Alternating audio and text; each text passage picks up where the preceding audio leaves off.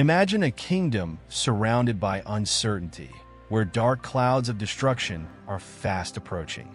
We are in the Old Testament period, when military force and brutality were the currency of power among the nations. Judah, ruled by the pious king Hezekiah, was facing one of the most challenging times in its history. The merciless army of Assyria, led by King Sennacherib, advanced relentlessly, leaving a trail of ruin and fear. Assyria was known for its military superiority and the cruelty with which it treated nations that dared to resist. Entire cities were devastated, and the survivors were taken into captivity.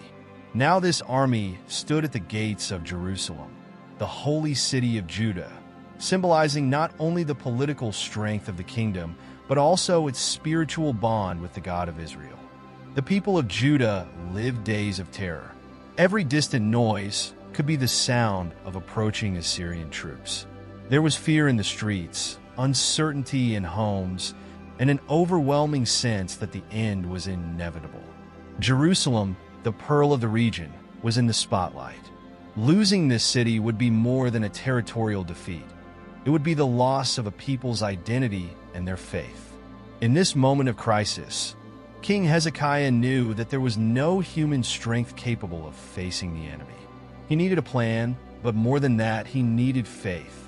Thus, amid the growing tension, history would take an unexpected turn, which would change the destiny not only of Judah, but also of those who would witness the events that were to come. If you are curious to know how a small kingdom managed to resist the largest empire of the time, leave a like, subscribe to the channel, and activate the notification bell. The story is just beginning, and you won't want to miss what comes next. At a critical moment in the history of Judah, the figure of Hezekiah emerges, a young king whose faith and determination stood out amidst the darkness. He took the throne at age 25, inheriting a spiritually frayed and politically vulnerable kingdom. The previous leadership of his father, Ahaz, had plunged Judah into a period of spiritual decadence. Pagan altars proliferated, idolatry infiltrated every aspect of the people's lives, and the Temple of Jerusalem, once a symbol of worship for the God of Israel, lay in ruins. Hezekiah, however, brought with him a completely different view. Determined to reverse Judah's spiritual and moral decline, he made it his mission to restore the worship of the Lord and renew the people's commitment to God. From the first days of his reign, it was evident that he was a unique leader, guided by an unshakable faith. Hezekiah's first great act was a campaign to purify the temple in Jerusalem. He understood that the temple was not just a building, but the spiritual heart of Judah. Under his leadership, priests and Levites were mobilized to cleanse the sanctuary, remove traces of idolatry, and consecrate the site to the Lord. Pagan altars were torn down, idols were destroyed, and corrupt practices that had led the people astray were eradicated. Hezekiah also took steps to reinstitute sacred rituals and festivals. He called on the entire nation to celebrate Easter, something that had not been done properly for many years. The festival not only brought the people together in worship, but also reinforced Judah's collective identity as God's chosen people. One of Hezekiah's most daring acts was to destroy the bronze serpent, known as Nustan, which had originally been created in the time of Moses. Despite its initial intention as a symbol of divine healing, the serpent had turned into an object of idolatry. For many kings, destroying something so ancient and revered would be politically risky, but Hezekiah was willing to face any resistance to ensure that true worship of the Lord was restored. This act symbolized his determination to remove everything that separated God's people, regardless of the cost. Under Hezekiah's leadership, Judah experienced a spiritual rebirth. The cleansing of the temple and the reinstitution of genuine worship rekindled the people's faith and renewed their commitment to God. Hezekiah not only restored the temple physically, but also created a space where the people could find hope and spiritual direction in times of uncertainty. Furthermore, Hezekiah did not rule based solely on laws and military force. He led by example of his own devotion to God. This inspired not only the nobility and clergy, but also the common people, who found in their king a model of faith and courage. He encouraged the inhabitants of Judah to trust in the Lord, no matter what challenges they faced. Despite his focus on spiritual restoration, Hezekiah knew he could not ignore external threats. Assyria, the largest empire at the time, was expanding its dominion relentlessly, and Judah was in its sights. Hezekiah prepared himself, both spiritually and physically, for the difficult days ahead. He fortified Jerusalem, built a tunnel to ensure a water supply in the event of a siege, and reinforced the city's military defenses. Yet even in the midst of these practical measures, Hezekiah never lost sight of his dependence on God. He knew that Judah's strength came not from its walls or armies, but from its relationship with the Lord. When faced with challenges that surpassed his human capabilities, he always turned to prayer and trust in God. Hezekiah stood out as a leader who prioritized spirituality and morality in times of crisis. He not only faced the problems of the present, but also established a lasting legacy of faith and devotion. His courage, wisdom, and trust in God made him an example of how leadership can transform not only a kingdom, but also the hearts of a people. Even though he was a courageous and God-fearing king, Hezekiah was not exempt from moments of anguish. When Sennacherib, king of Assyria, rejected their attempts at appeasement and hurled mocking words at God, the tension in Judah reached its peak. Sennacherib's messengers brought a devastating message, not only threatening to destroy Jerusalem, but also questioning the ability of the God of Israel to protect his people. This direct affront left Hezekiah deeply disturbed. The Bible reports his reaction in detail. He tore his clothes and covered himself with sackcloth, traditional symbols of mourning and humiliation in Jewish culture. These gestures demonstrated not only the king's desperation, but his total dependence on God in the midst of the crisis. But instead of giving in to panic, Hezekiah chose a different path. He went to the temple of the Lord. In that sacred place, he prostrated himself in prayer, pouring out his heart before God. In an attitude of humility and total surrender, he recognized that Judah's salvation could not come from his own strength or that of his army, but only from divine intervention. Furthermore, Hezekiah sought guidance through the prophet Isaiah, one of the most prominent spokesmen for God in biblical history.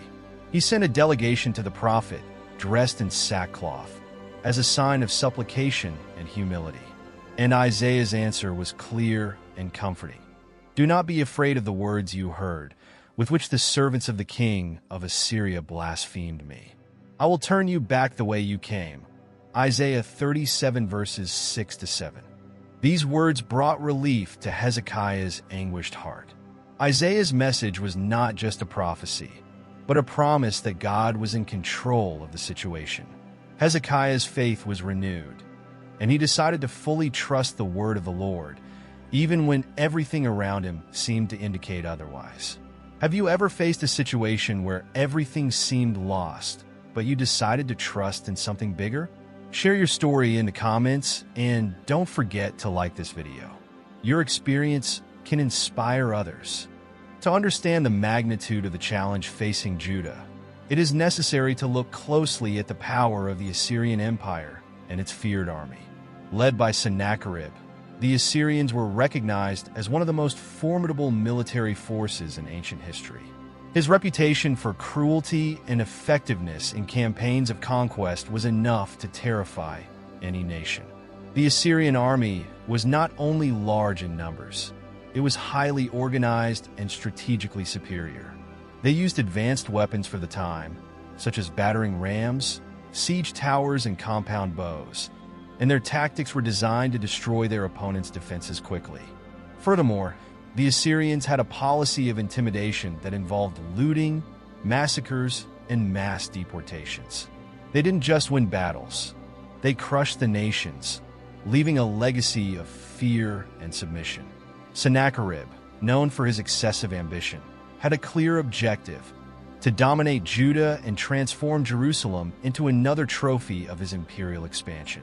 After destroying several fortified cities around Jerusalem, he set his sights on the capital. Jerusalem was more than a strategic prize. It was a symbol of resistance and faith, and Sennacherib was determined to prove her powerless before his power. The siege of Jerusalem seemed inevitable.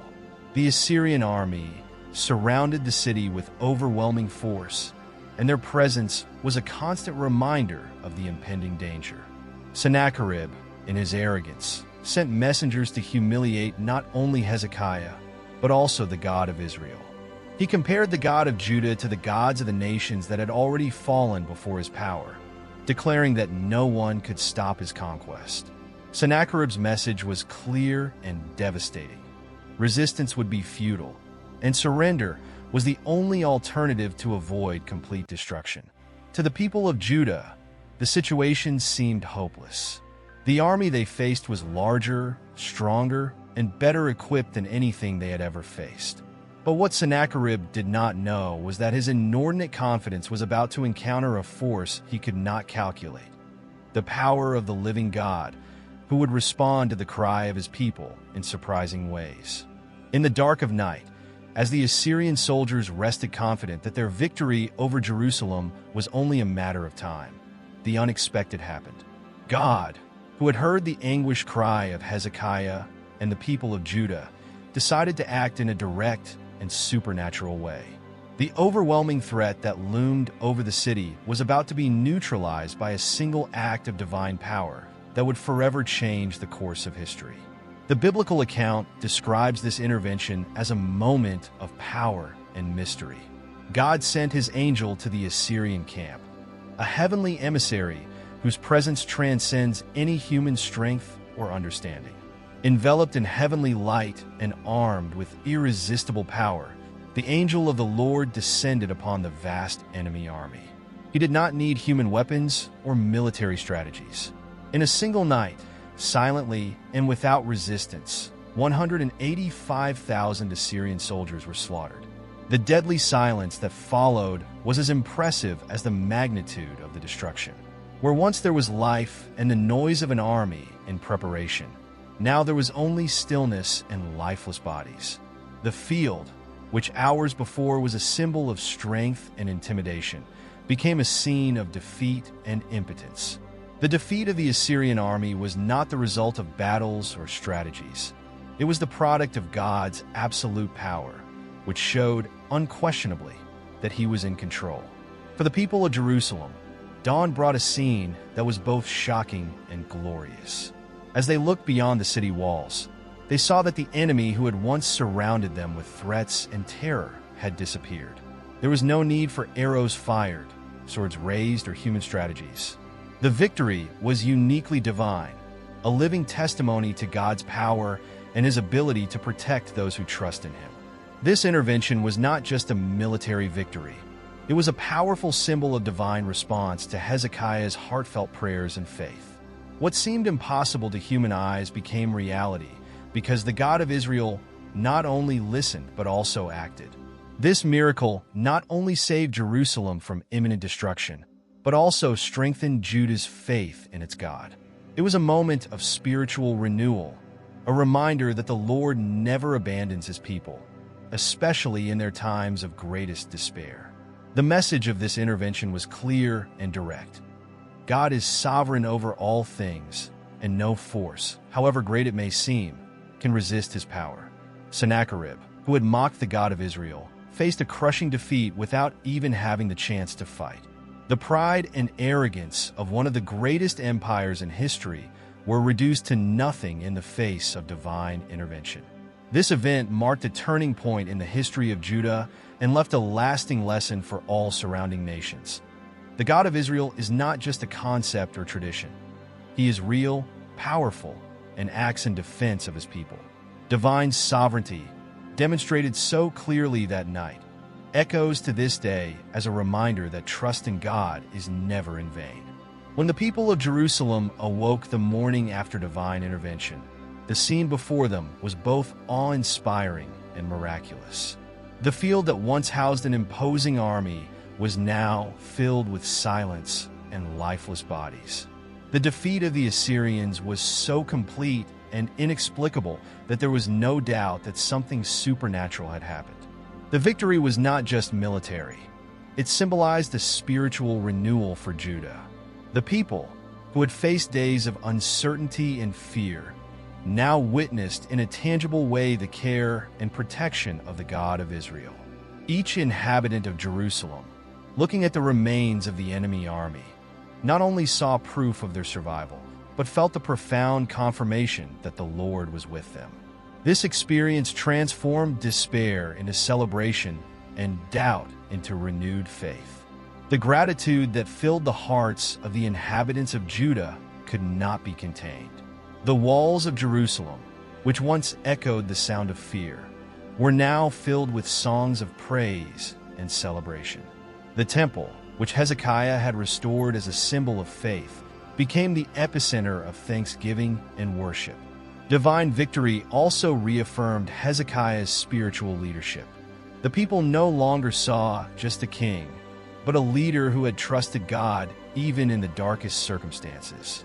Hezekiah became a living example of how faith can move mountains and overcome seemingly impossible challenges. Furthermore, the victory brought a new perspective on Judah's role as God's chosen people. This moment served as a reminder that the covenant with the Lord was the foundation of their identity and strength as a nation. Trust in God and obedience to His commandments were not just spiritual principles, but a strategy for survival and prosperity. This spiritual renewal was not just an isolated moment, but marked the beginning of a new phase for Judah. The people recognized that their security lay not in walls, riches, or armies, but in the presence of the living God among them. Despite the crushing defeat of his army before Jerusalem, Sennacherib managed to return to his capital, Nineveh. However, the humiliation suffered on the battlefield would mark the beginning of his definitive ruin. He, who had openly mocked the God of Israel and proclaimed his superiority over the gods of the conquered nations, was now a discredited leader. Sennacherib's story, once marked by conquests and glory, took a dark and tragic turn.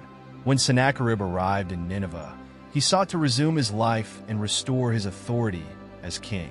However, the impact of the defeat on Judah was devastating. Not only had Assyria's military strength been decimated, but Sennacherib's reputation for invincibility had been deeply shaken. His court and allies began to question his leadership abilities. He, who had boasted of his victories and absolute power, was now a disgraced ruler, carrying the weight of public humiliation. The defeat also exposed his political vulnerability. Among his own sons, Adramelech and Sharezer, the ambition to take the throne grew. The atmosphere at court became a fertile field for intrigue and conspiracy. While Sennacherib tried to keep up appearances, resentment and distrust brewed within his own household. Then, in one of the most unexpected and symbolic moments of his life, Sennacherib met his end while worshiping in the temple of Nisroch, one of his gods. There, in the place that symbolized his devotion to the pagan gods and his rejection of the God of Israel, he was murdered by Adramelech and Sharezer. The two conspired to kill him, and, wielding swords, put an end to the life of the once powerful king of Assyria. This event was not just a family tragedy, but a powerful message. For the inhabitants of Judah, who still remembered Sennacherib's threats and blasphemies, his death was seen as the manifestation of divine justice. The king who had challenged God's sovereignty and insulted his holiness was silenced within the very temple of his gods. The irony could not be more striking. Sennacherib died in worship of a God incapable of saving him, exactly as Isaiah had prophesied. The impact of his death reverberated beyond Nineveh.